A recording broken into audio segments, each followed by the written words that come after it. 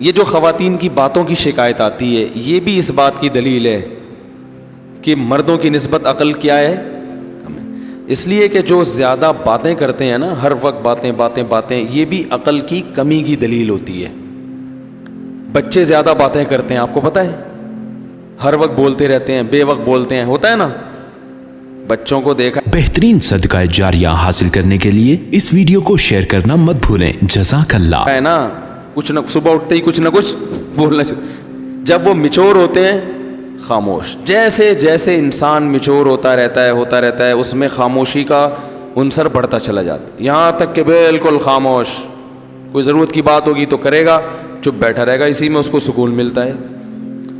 ہم نے بڑے بڑے علماء دیکھے ہیں، اپنے مشائخ کو دیکھا ہے. مفتی رشید احمد صاحب رحمہ اللہ کی میں اکثر مثال دیتا ہوں. ان کی آدھے گھنٹے کی مجلس ہوتی تھی.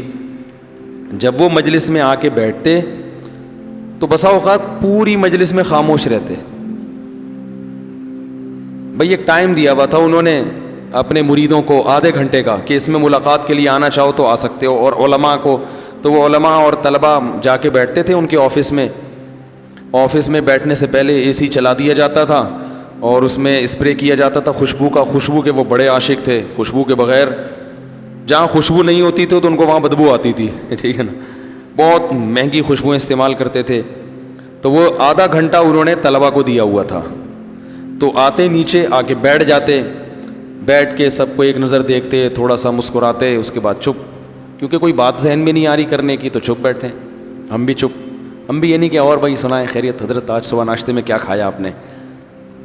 بھائی کرنا چاہو تو کچھ بھی بولتے رہو، اور کیا کھایا آپ نے ناشتے میں، اور امی ٹھیک ہیں، اور بھائی کیا وہ ہو گئی منگنی وہاں طے ہو گئی. خواتین یہی کر رہی ہوتی نا باتیں. میت میں بھی باتیں کرتی ہیں. کسی کی میت ہو جائے نا، اب وہاں بھی پوچھ رہی ہوں گی بہن اس دوپٹے کی کیا قیمت ہے. روتے روتے پوچھ رہی ہوں گی ہائے ہائے منع کے ابا دنیا سے چلے گئے، اللہ مغفرت فرمائے. بہن یہ دوپٹہ کہاں سے لیا تھا تم نے؟ وہ پھر روتے روتے ہائے منع کے ابا بہت اچھے تھے، بولٹن مارکیٹ سے خریدا تھا میں نے. تو پھر وہ روتے روتے کہیں گے ہائے ہائے اللہ مغفرت کرے ان کے آپ کے میاں کی، بہت جوانی میں چلے گئے. ذرا سستا مل جاتا ہے بولٹن مارکیٹ میں. صحیح کیا آپ نے، وہاں سے حیدری سے لے لیتی تو قریب پڑ جاتا ذرا سا. تو ان کی باتیں رکتی نہیں.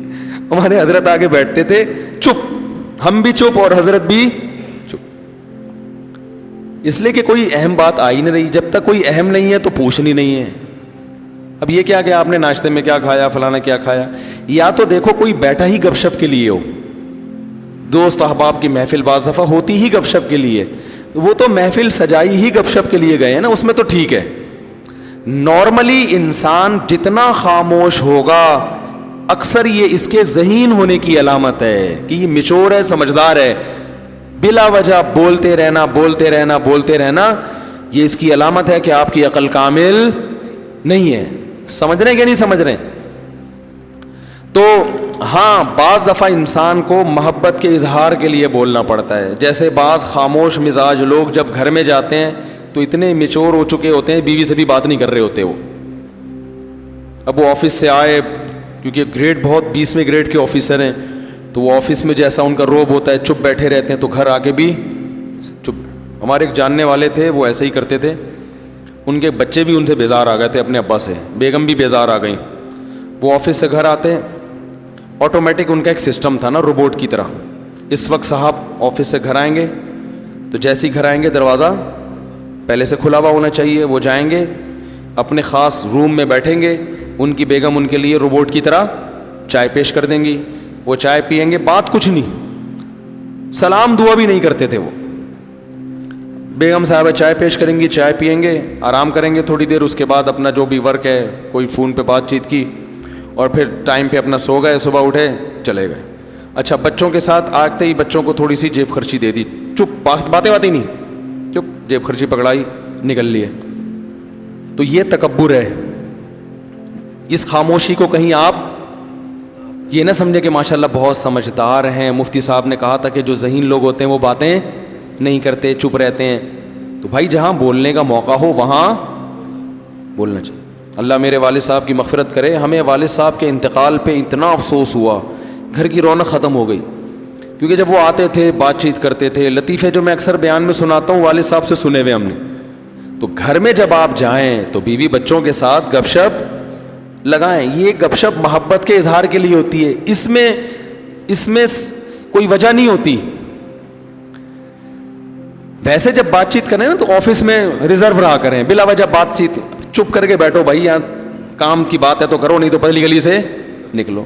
اب جیسے مجھ سے بھی کوئی ملنے کے لیے آئے, کوئی کام کی بات ہے, تو مجھے بھی میں کہتا ہوں بھائی اس کام کی بات کو فوکس کرو, ایران توران نہ جاؤ. فون میں نے ریسیو کر لیا کسی کا, وہ ایران توران شروع کر دیتے ہیں. بھائی جو آپ کا مسئلہ ہے اسے آپ پوچھیں, اگر پھر بھی وہ ادھر ادھر طول دیتا ہے تو میں لائن کاٹ دیتا ہوں کہ ہم اب گپ شپ کے لیے آپ سے ہم نے بات نہیں کی ہے. گپ شپ کیا ہے تو پھر دوستی ہے, تو پھر چلو وہ ہائی وے پہ چلتے ہیں, وہاں بیٹھ کے وہ بنوائیں گے انشاءاللہ, اور پھر گپے بھی لگائیں گے. سمجھ رہے ہیں نا؟ تو اس میں بعض لوگوں کی عادت ہوتی ہے وہ فری ہو جاتے ہیں. اور میں نے یہ چیز بھی نوٹ کی ہے, بہت معذرت, کہ خواتین کے جب فون آتے ہیں تو وہ بات کو طول دیتی ہیں, ٹو دا پوائنٹ بات نہیں کرتی, بہت لمبی. مرد کا جب فون آتا ہے تو وہ مختصر بات کرتے ہیں. وجہ اس کی یہی ہے کہ خواتین کو بات سمیٹنا نہیں آتی ہے,